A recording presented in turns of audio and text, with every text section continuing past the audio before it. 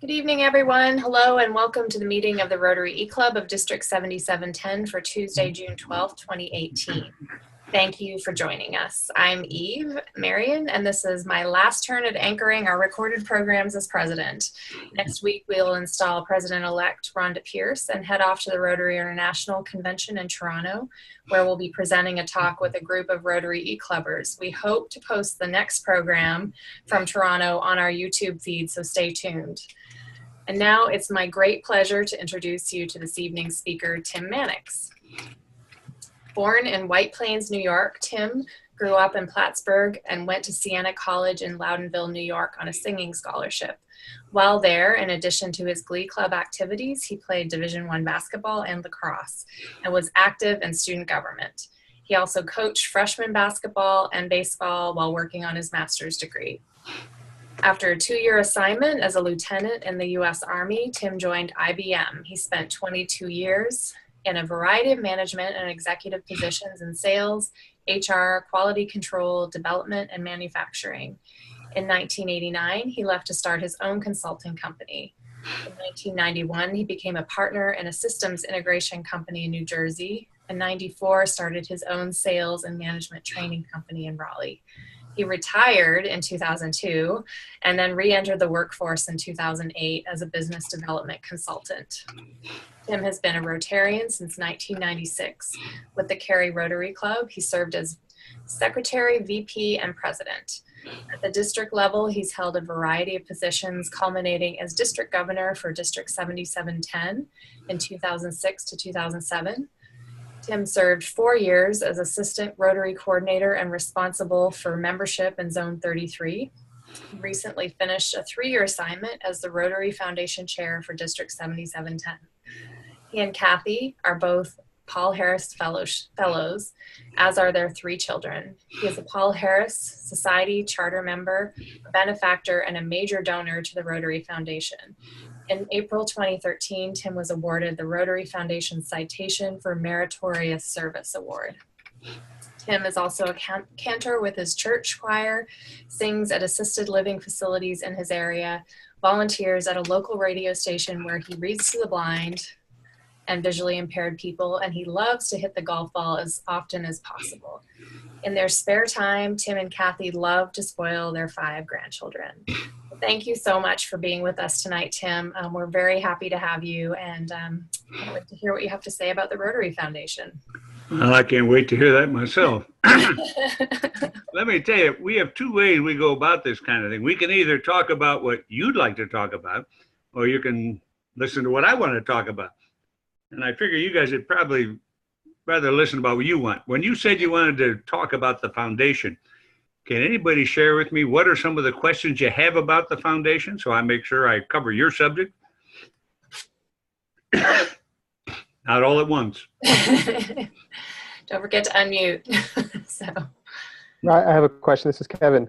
Thanks for being with us tonight. I know we're getting close to, very, very close, this close, with our main polio campaign. How have the talks been for post-polio? All right, I'll talk about that tonight. We'll talk about where we've come from, where we are, and I'll give you at least a couple of what I think is going to happen in the future. Any other questions? This will be a very short talk.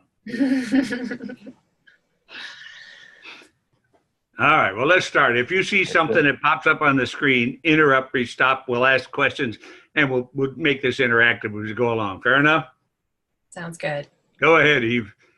Okay.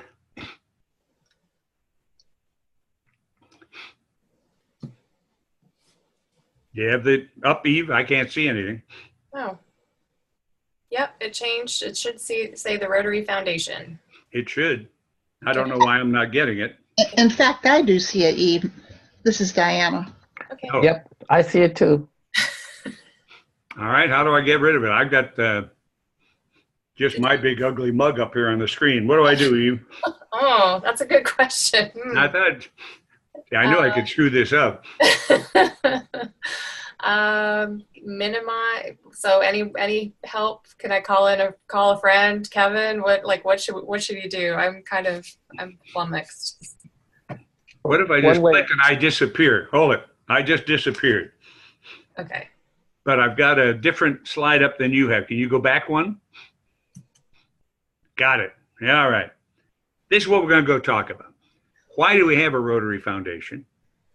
What is the Rotary Foundation? And my goal tonight is to try and put that in English language so you could explain it to somebody else when I'm not sitting there at your elbow, all right? Mm-hmm. And then how? How do you participate in the foundation? What are the different kinds of things and different ways you can participate? So those are the three things I'd like to accomplish if we can do that, all right? Mm-hmm. The answer was yes. Okay, here we are. Look at these phrases, all right? Why do we have a Rotary Foundation? Well, first of all, that's our motto, right? Our number one motto is service above self. We aren't supposed to be just in this for ourselves. We're supposed to do something for somebody else. That's one of the reasons we joined Rotary. At least I hope that's one of the reasons you joined it. The second motto, and this came along after service above self, but it's he profits most who serves best. Think about that, and that'll come out as we get on here with tonight. The other thing about why do we have a foundation? We want to do good in the world. Again, one of the reasons, hopefully you joined Rotary, is you wanted to give something back. So we want to do something good in the world. And then there was this, that all these things were, by the way, things that I picked up as I started in Rotary, and I've written them down because they've helped me at least figure out why the heck I'm in Rotary. The next one, be the change you want to be, live it. That's a quote from Gandhi. But again, it's the same kind of thing. Be the change you want to see, live it. And the last one was a quote from Margaret Mead, the anthropologist. Never doubt that a small group of thoughtful, committed citizens can change the world. Indeed, it's the only thing that ever has. Anybody ever heard any of those before? Maybe. I don't know. But anyway, let's talk about those things. All of those are nice words, right? Really warm, cuddly, fuzzy. But the problem is they're just words. If we're going to make Rotary what we want it to be, and if we're going to make any of these words come alive, what we have to do is we have to make them meaningful. What's it take to make those words meaningful?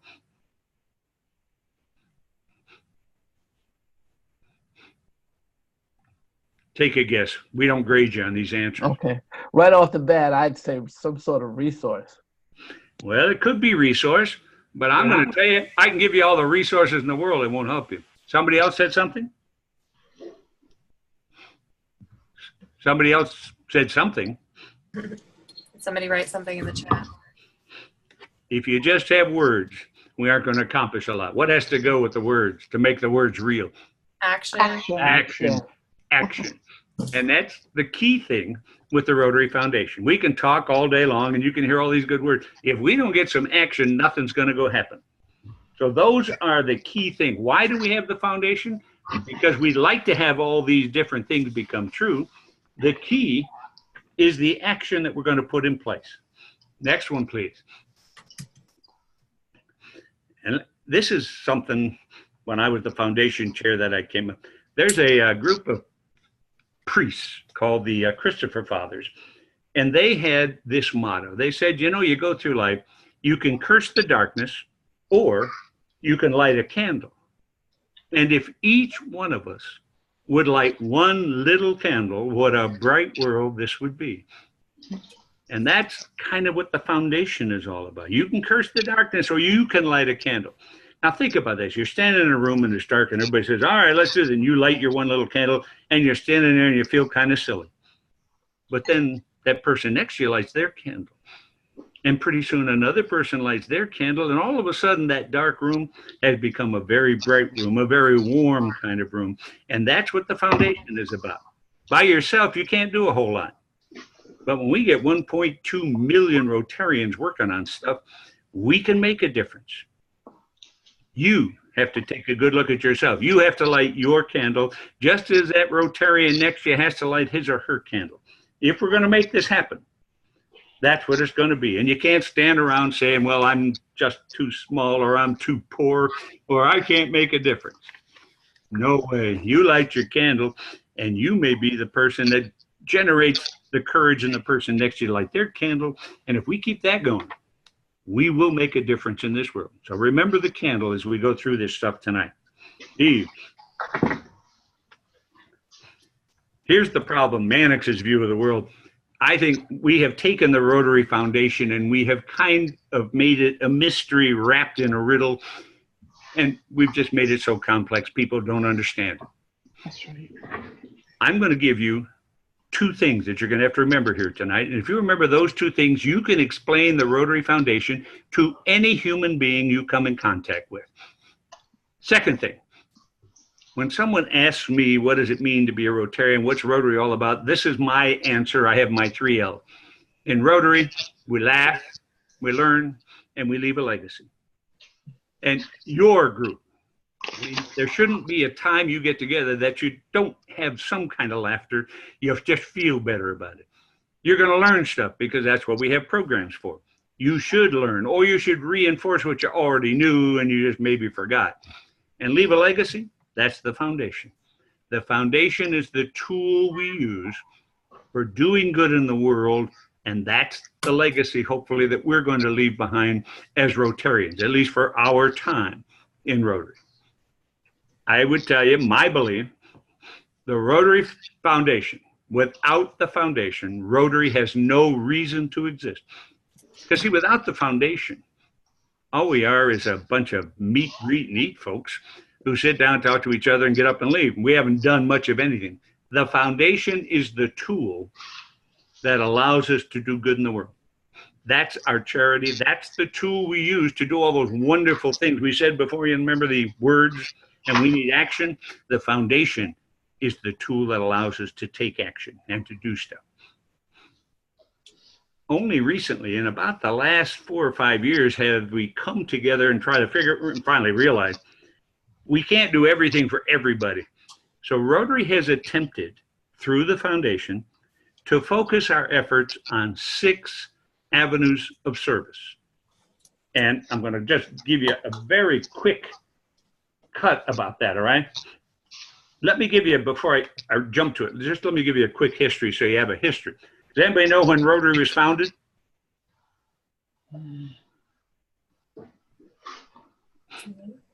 What about 1901? I mean, yeah, 1901 about? About, you were close. February 1905. 4 guys got together. That's when it got started. In 1907, they did their first kind of service project. It wasn't anything really formal, but they felt, you know, they had to do something more than just meet and greet and do all that other good stuff. And in Chicago, they built 2 comfort stations. Think about it. I mean, it was back there, people had no place to stop. They built 2 comfort stations, all right? They also had a little bit of money left over.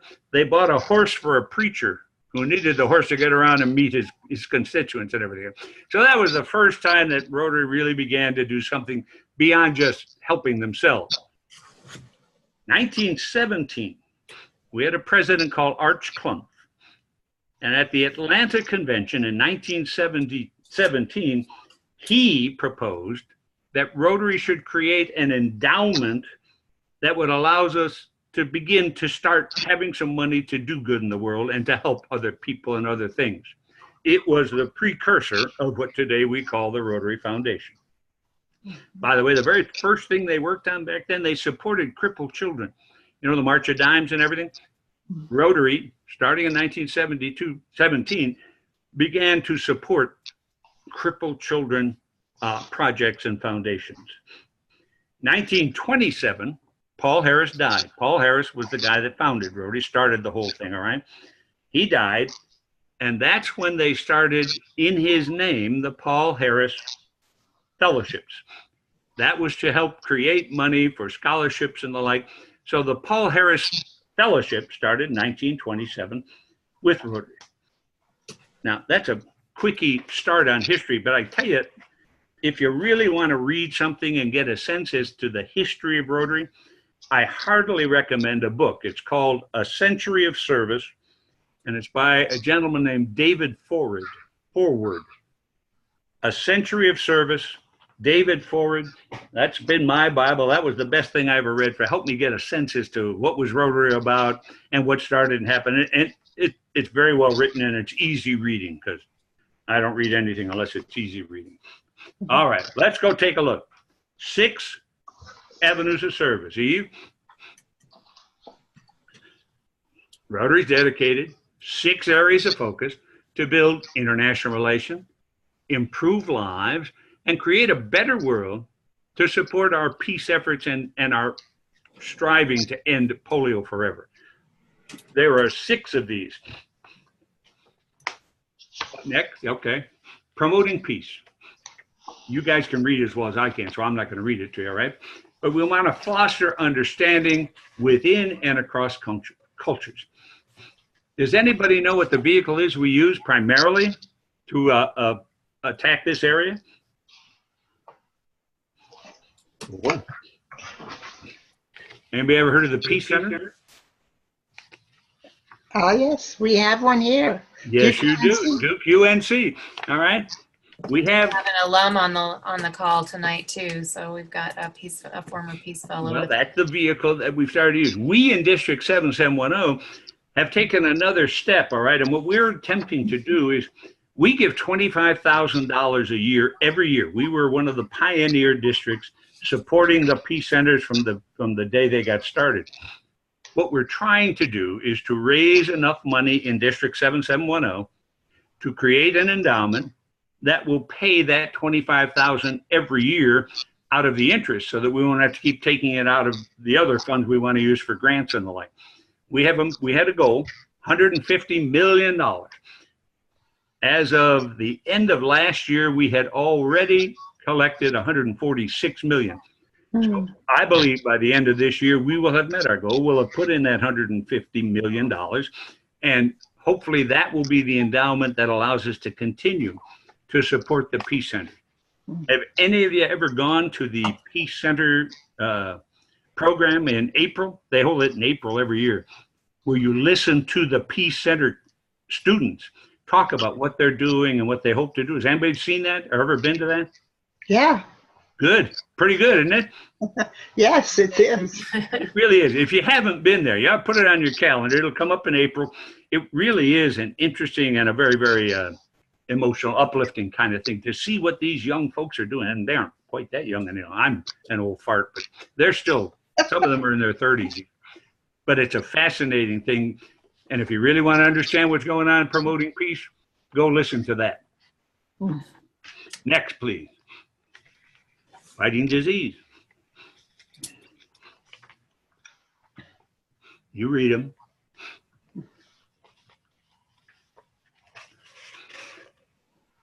One of the key things, and we'll talk about this a little bit more when I get into how do we structure and how do we use the foundation. But in every one of these cases, when I'm going through these, we have the ability to put in place programs, both locally and internationally, to attack these different areas in different ways. And they're always done with grants, and those grants are paid for by our money, the money we invested in the foundation. I'll talk about that in a second. We get it back, and we can decide how we want to spend that money to attack any of these different areas. Eve? Clean water, sanitation, hygiene. We have a number of projects, and all you got to do is just pay attention every year in the district where we run and we do projects or raise money for these kinds of programs, water, sanitation, and everything. Has anybody heard of the Dominican Republic program that we have in this district, 7710? Yeah, and Barry and I have been on it. Have you been on it? Yeah. Tell them a little bit about it. What do you do? Is this the one where we go down and build latrines? You got it. That's what we did one year. And what else do you build? Well, we haven't been since, is the thing. Oh. So, Well, this would be, I think this would be our 6th year in that program. But yes, we've done latrines. We've done over 400 building latrines for these folks so they have some kind of sanitation, all right? We also have built playgrounds down there. One of the other things, and you think how simple this is, but one of the things we do is we teach them how to wash their hands They have never heard of that before. They didn't have soap. They didn't understand hygiene and what it means. Part of our deal is working with folks and by supplying them with the supplies to be able to do that. And we bring clothes and we bring blankets. It's a fascinating thing. And that, again, something we're able to do as District 710, working with other people and helping them out. But that's part of it. Clean water, sanitation. One of the key things you're going to hear when we talk about the foundation is one word: sustainability. What does sustainability mean? Anybody know? Keeping it going. Pardon? Keeping something going. Keep it going. When you're no longer there, do they keep it going? Part of what we're doing, because we used to go in, we'd do all this work and we'd send a whole bunch of us down there, we'd get it done. And we go back 2 years later and the weeds were all over and it was all done because they didn't know how to keep it going. Sustainability is key to our grants. Part of going in is not just to build those things, not just, but to teach them and to make sure they have the tools to continue to be able to use those things we're putting in place effectively. So sustainability is going to be one of the key words you'll hear as you begin to get involved with the Rotary Foundation. Next, mothers and children. Look at that number. 6 million die every year under the age of 5. Malnutrition. We have an organization that's in our district. We started this, in fact, back when I was the governor in 06, 07. We started something. Back then they were called, oh goodness, that's my senior deal. Right now their name is Rise Against Hunger. It used to be Stop Hunger Now. As they've expanded, they ran into some copyright problems overseas with some other countries they were in. So they've changed their name to Rise Against Hunger. We were one of the first to help them get started on that stuff. Have any of you participated in a meal packaging day? Yeah. How about that? What was that like? Oh, it was a lot of fun, and it was very well organized. Yes, it is. It wasn't when we started, we didn't know what we were doing, but we had a pretty good time getting it started and everything else. Yeah. But our first year, we started that deal, and I set a goal of 1 million meals, which shocked everybody. But you know, back then we had 41 clubs. We had 37 out of the 41 clubs who participated in a meal packaging day where you get together. And the beautiful thing about it is you bring your families, you bring the kids, you bring the grandparents, and they all have jobs to do. They work on the jobs. In the background, we have people playing music. People are running all over the place. And you're putting together these packages of meals, which are then packaged, they're sealed, they're put in boxes. And at that time, 100% of it was sent overseas. And most of the meals were designed to go to schools. Today, we do 75% of those meals go overseas and 25% are used locally to help with hunger and everything else. By the way, those of you who said you worked it, did you eat any of the meal? Yeah. I brought one home. It was one that couldn't be sent overseas because something had happened, maybe too much of one thing. Yeah, but yeah. It was quite good. It is. It really is. I went because I wanted to make sure that I could come back and look everybody in the eye and say, let me tell you, guy and gal, this thing is really happening. I went to Haiti to make sure the meals were actually getting to where we said they were going. It was a fascinating experience because I tell you go into the schools and you watch these kids.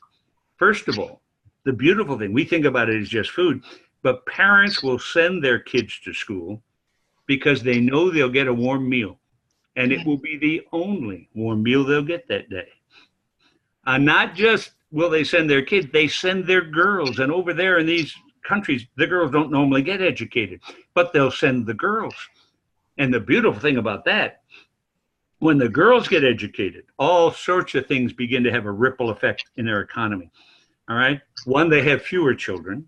2, they will have them later.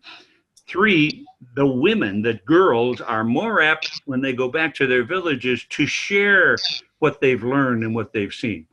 The guys tend to be looking for jobs and they tend to go wherever they can go find some work. But all of that ripple effect is fascinating. They've done a number of studies and the health impacts kids who can have the meal, who feel nourished, one, do better in school, and two, are healthier in the process.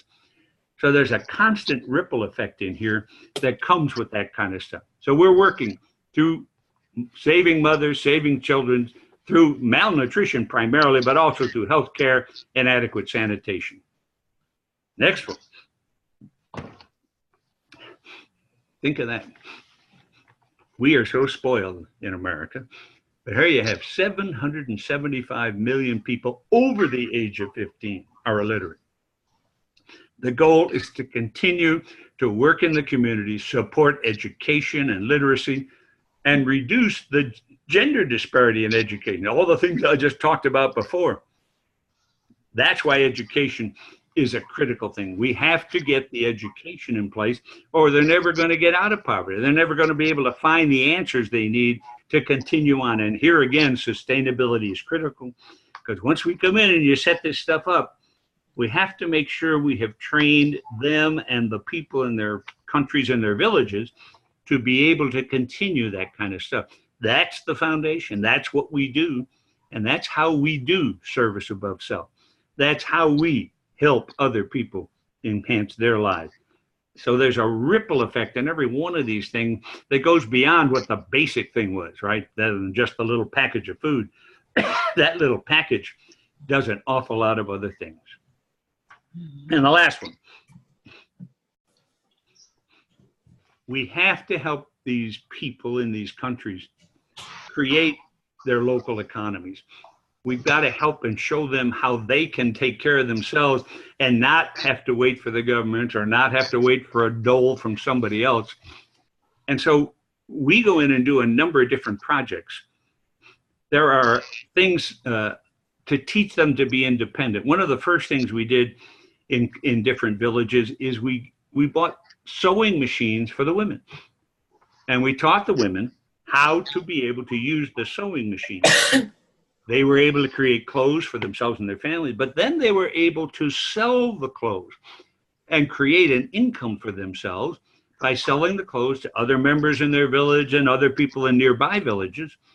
And what the goal was, when we bought the machine for them, they had to come back and pay off whatever it was they had to spend for that machine, so we could buy more sewing machines, which meant we could take more of the people in the villages, mostly women, and get them to be involved in that. And that's how they began to be independent. They didn't have to wait for the government or the other people to go take care of them. They could take care of themselves, and they began to build this local economy. There are other things too, all right? We gave, in other places, we would take farming tools and seeds. And again, they became self-sustaining. We used, remember I told you about the hunger deal with the Rotarians Against Hunger? Part of that, in a couple of the different early on places we did, we partnered with NC State. They have a very strong agricultural school. We partnered with them. They were able to provide us seeds and farming implements. And those people in the communities were able to begin to grow some of the ingredients that we had put into that little package of food. So again, not only were we feeding them, but they were getting an economy. They were able to get self-sufficient. And those are the kinds of things. And by the way, this is a very, very high level view. You get into this stuff and start reading about it. We do a number of these kinds of things around the world. And that's what's going to make it work. And the last thing, which isn't one of the six, but ending polio. We've been working at it for over 30 years. This whole thing was started by one person in the Philippines who decided that he had a vaccine and he wanted to start vaccinating people against this, all right? We actually took on polio as a corporate project from the Rotary Foundation back in 1986. Back in that time, we had about 350,000 cases of polio per year in the world. In 2016, the last number that I saw, I think in 2016, we had fewer than 12 cases in the entire world. We're down to only 3 countries today where polio is still endemic. Afghanistan, Nigeria, and Pakistan. And 2 of those were very, very close to having it stopped. Stopping polio. One of the questions that was asked of me earlier, what's going to happen after we stop polio? This is Tim Mannix's view. Nobody has sent me a letter telling me that. I don't think we will ever do another program as all-encompassing as polio. I mean, we have spent hours and hours and millions. We have, in Polio Plus, let me see if I have that. I think I have that number somewhere. We have spent over $2.6 billion on Polio Plus since we started this thing back in that time. I don't think we will do another one of those. I think we're going to pick specific projects that are a little bit smaller and a little bit more focused in scope.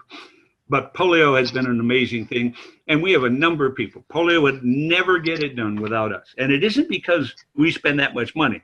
I mean, Rotary has spent a lot of money, and we've raised a lot of money, but we haven't come close. The rest of the world has spent 5 times more than we have. What we have done is we have been able to put boots on the ground. We go in and we do the inoculations and we lead them. We call them national immunization days, where we go into these villages, into these remote sections of the countries where you can't get there by cart. We have to walk, or you have to go by mule or horse. And that's the power we brought to it. And that, coupled with just our talking about it around the world, that's what has allowed us to do it. And we're thus that close to finishing up polio. We have immunized over 2 billion children. That's that 2 little drops. Have you all seen the pictures of how they do the immunization when they go into the villages? Mm-hmm. If you haven't, do it. There's all sorts of YouTube videos and stuff that shows you what we do when we do a National Immunization Day. And you can become a member and go on a National Immunization Day. We do a number of them every year. And we have, just go to the district. We have a polio chair, give you any information you need about it, but polio is one of the things. Now, I told you when I started, the problem we've got with the foundation is we've just mucked it up with so many different words and so many different phrases. Nobody knows what the heck we're talking about. Yeah. I'm going to give you 2 things. You remember 2 things. You will explain the foundation to any human being you run into, all right? Now, how many have a checking account? Yep. 1. Maybe there's a few more, all right? The problem is everybody's muted except me. Well, I'm going to tell you that we just talk too much. We haven't broken it down to some simple terms. The foundation has 2 ways that we raise money. We have the annual fund. The annual fund. This is every Rotarian every year. And that's like your checking account. You have a checking account and you write the checks every month to do what? Pay the bills. Pay the bill. Well, we do about $100 million a year at the Rotary Foundation, paying out money to do all these projects I've been just describing to you. All right. Now, at the end of the month, after you've written all the checks and paid all the bills, what do you have to do with your checking account? Balance the checkbook. You better put some more back in, because those bills are going to come back next month, right? Yeah. And that's what the foundation has. This is why we have what we call ERIE. Every Rotarian every year, we do this, and we do over $100 million every year, helping people doing this kind of stuff. But then we got to replenish the checking account. And that's why we look every Rotarian every year. Give what you can. And different people can afford different things. But the first thing, the annual fund is your checking account. We pay the bills. We got to replenish it. The beautiful thing about the annual fund, and I'm going to give you the details in a second, is we get 50% of that back. Every time we put those money in, we're going to get a lot of it back that we can then use the way we want to use it. The second, Eve, hit that next slide for me, please. Anytime. Okay. All right, there's your checking account. The other thing, how many of you have a retirement account? 401k, a retirement account, stocks, whatever you have, but you're trying to do something, so you got a cushion when you retire, you can do something. Well, we have the same thing. We call it the endowment fund. The endowment fund, by law, by Rotary law, the foundation can't spend the principal of any money that's put in the endowment fund. They can use the interest if we have tough times and we fall down, but they cannot spend the principal. All right? The goal that they've set. Eventually, we want to have enough money in the endowment fund. The goal is to have over $1 billion. That's their goal. And when we get to that stage, we may not have to keep doing this annual fund every year. We may be able to have enough interest coming back to be able to pay that $100 million or thereabouts every year. So the next time you're walking down the street and the gal walks up and says, hey, can you explain that Rotary Foundation thing to me? You don't have to look. You can say, yeah, it's easy. We have a checking account. Every year we spend a lot of money. We help a lot of people. And then we give money because we got to replenish the checking account. Then we have a savings account. We don't touch that because we need to have that when we retire. We want the same thing. It's called an endowment fund. If you can remember a checking account and an endowment fund, you can explain 99% of everything that goes on in the foundation. The rest of the stuff you don't need to know. That's for a couple of techies and experts someplace. Questions on that? Two things: checking account, savings account, annual fund, endowment fund. You now know everything you can. How do you go about doing this, Eve? Here are a number of ways. These are the kinds of recognition levels of giving. Not everybody can give the same amount, but you can't tell me you can't do the first one. A sustaining member, $100 a year makes you a sustaining member. How much is $100 a year? How much is that on a monthly basis? How much? You can sneak your calculators or your phones if you want to go figure that out. Okay, I'm trying. Hang on. I knew that. 100 divided by 12. $8.33 a month. $8.33 a month. I mean, that's a big cup of coffee at Starbucks. People that tell me you can't be a sustaining member, you can't afford $8.34 a month, I don't believe it. And if you really can prove it to me, you probably shouldn't be in Rotary anyway because you can't afford to be in Rotary because you've got other things besides this. But that's what it takes to be a sustaining member. $100 a year to the annual fund. We have the Paul Harris Fellows. You've probably heard of that. Once you've given a total of $1,000 over whatever period of time that is, you can become a Paul Harris Fellow, and then you continue on and become multiple Paul Harris Fellows. We have the Paul Harris Society. Those are people who can afford to give $1,000 a year. Paul Harris Society. So that's now about $85 a month. Not everybody can, but we have to continue. Remember this, Rotary every year, Rotarian every year. Because we're going to spend all that money, we've got to help them. You've heard of major donors. Major donors are people who have given a total of $10,000 over time to the annual fund. And then there are different levels. You know, there are 10,000 and 25,000 and 50,000. So they have different levels, so you get a pretty pen with it. Multiple diamonds rather than one diamond, all right? This one I know you all want to be part of. And this is a typo on the chart. The Arch Clump Society. The typo, it's not 25,000, it's 250,000. Sorry about that, got you all excited. Arch Clump Society, $250,000 people become. Arch Clump was the president who in 1917 said we ought to go have some kind of an endowment so we can continue to do good in the world. Well, now we name this recognition after him. You have benefactors. This stuff goes to the endowment fund. The benefactor, you write a codicil, you write a note, and you agreed to take $1,000 from your estate and give it to the Rotary Foundation. The beautiful part is you'll never miss it because you just died, so it doesn't matter.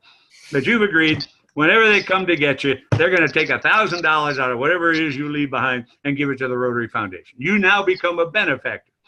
And the Bequest Society, you give $10,000 to the endowment fund.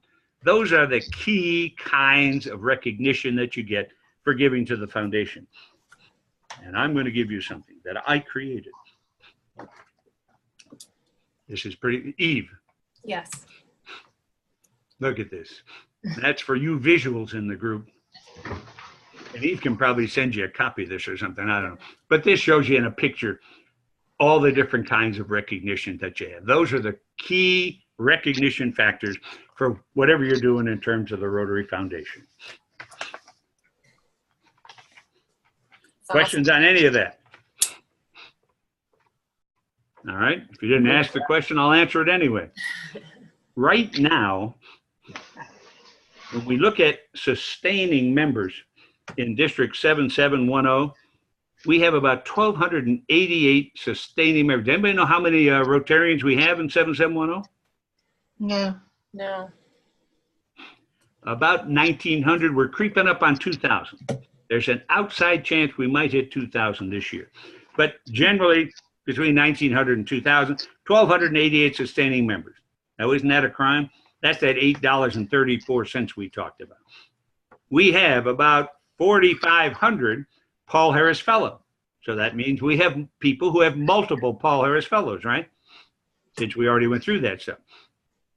Paul Harris Society, we have 94 out of 1,900 plus who are Paul Harris Society members. I think we could be doing better there. Major donors, 89. And Arch Clump Society. How much is the Arch Clump Society? 250,000. Right. We have 3 of those in the district. Benefactors, 253, and Bequest Society, 49. So we have a number of people who are giving, what they can afford to give. Unfortunately, we have a bunch of folks who are sitting down and aren't giving anything, and I don't know why they're still in Rotary, to be honest with you, all right? All right, Eve, I'm wrapping this thing up for you. The Rotary Foundation is your charity. 91 cents of every dollar you give goes to the programs, not for administration, not for marketing, goes directly to program. We have the highest rating you can get from the Navigator, Charity Navigator, the group that tracks nonprofits. We're at the top of the list. You can't get any higher than we're doing. Here's what happens when you give money to the foundation. Within 3 years, they get to take the money we give them in the annual fund. They can use it. They can put it away for investments, and they get the interest to help go on. But after 3 years, we get 50% of whatever we gave them. It comes back to our district. 50% of whatever we gave them 3 years ago comes back to us, and we get to decide how we're going to spend that money. We in District 770 divide the money we get back 50-50 for local grants and for global grants. How many of you give to a charity? Yep. Huh. Yep. How many of you get back 50% of what you give to that charity, and they tell you can go spend it any way you like? Think about it. It really is an amazing thing when you think about how this thing works. But that's how we work it, and that's what gives us the money to allow us to do good, both locally and internationally. Last thing, because I know we're taking time. I'm going to finish the same way I started.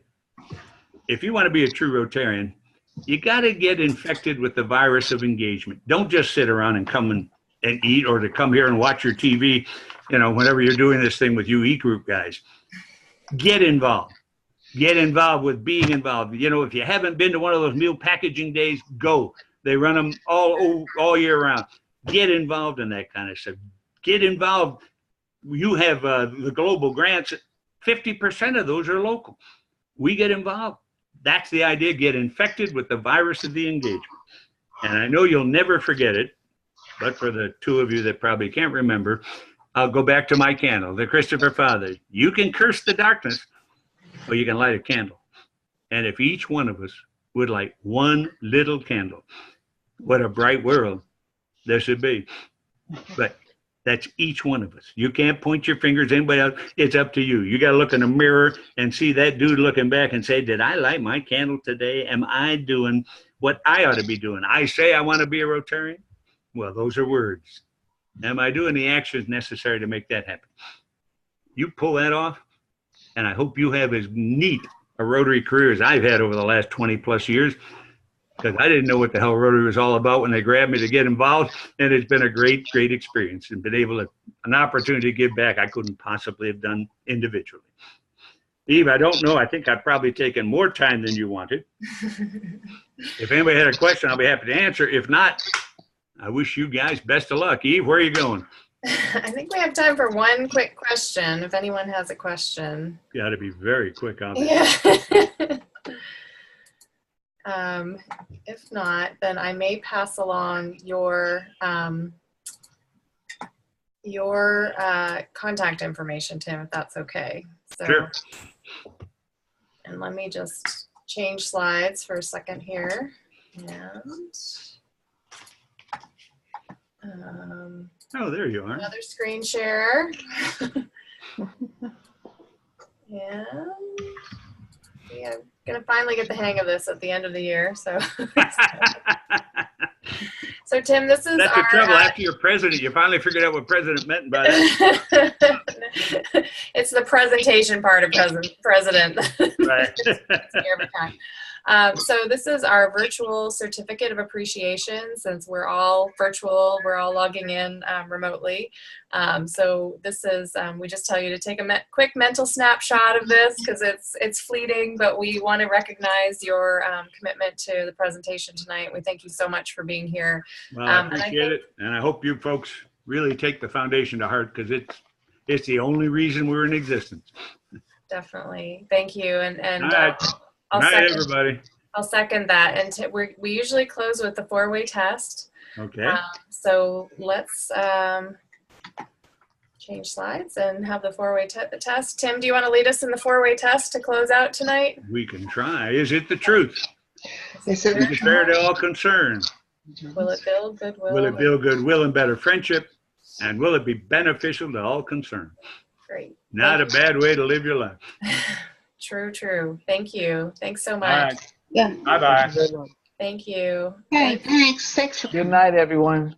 Thank Good night. Yeah. Good night. That's you. See you Rotary next for week at tonight. the ice cream social. So, I'll be there. See you next week. yep. Good night, Good everybody. night. Thank you. Yeah. Night.